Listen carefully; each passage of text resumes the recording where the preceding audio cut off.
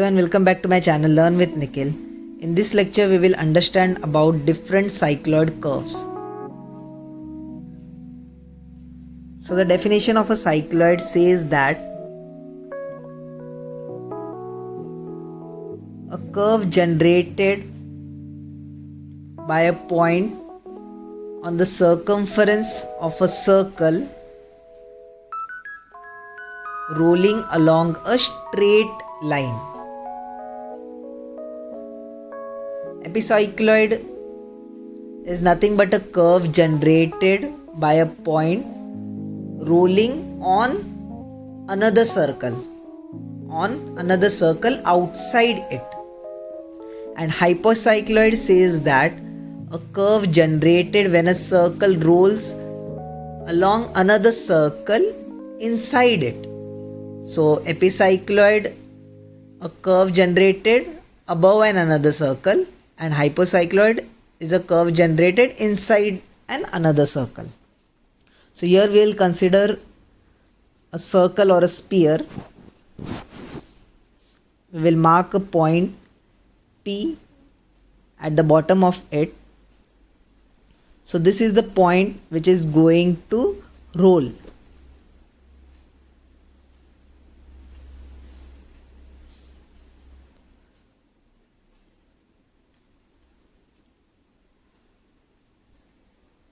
Now this is the explanation for cycloid. Cycloid definition says that a point generated when a circle rolls on a straight line. So here is the circle which is rotating on a straight line or a straight road. So this will be the distance covered after one complete revolution of it on a straight line, and the distance which is covered is nothing but the circumference. So AB distance will be the circumference of the circle. See, and how the point is moving. The P point after each rotation or some of the rotation, see how the point P is moving. So this is the path of P, or you can say the locus of point P. And this line, this curve is nothing but called as a cycloid. So the curve generated by a point rolling on a straight line is called as a cycloid.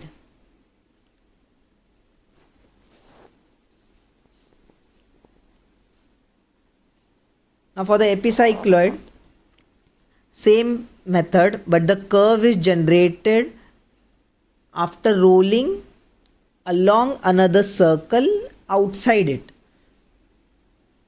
So the sphere or a circle will be rotating on another circle.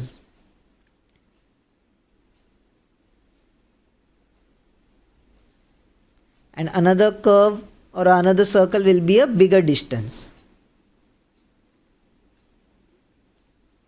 So that's the another circle at the bottom, and this is the smaller circle which will be rolling outside. It is rolling on above it. So see how it is rolling. So the curved distance will also be the circumference of the circle.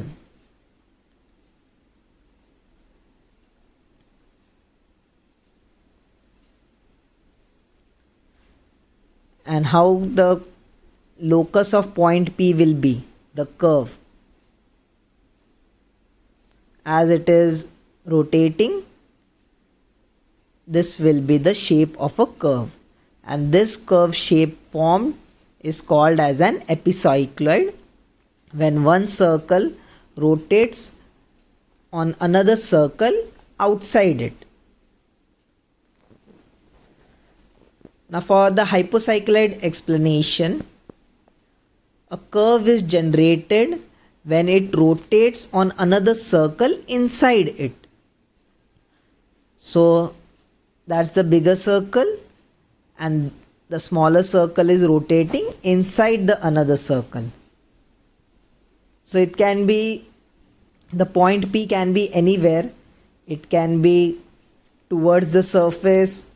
It can be far from the surface. Depending upon the location of point P, you have to mark the curve. So this will be the path of hypocycloid. If the point P is on the other direct side, see how the curve will form. It will be shaped like this. So depending upon the position of point P, the direction of the curve or the direction of the locus of point P will change. See, if here also the point P is on the top or on the other side anywhere, the curve shape will change. If it will be on the top, the shape will be like that, as shown in the video. If it is here, then it will be the other shape.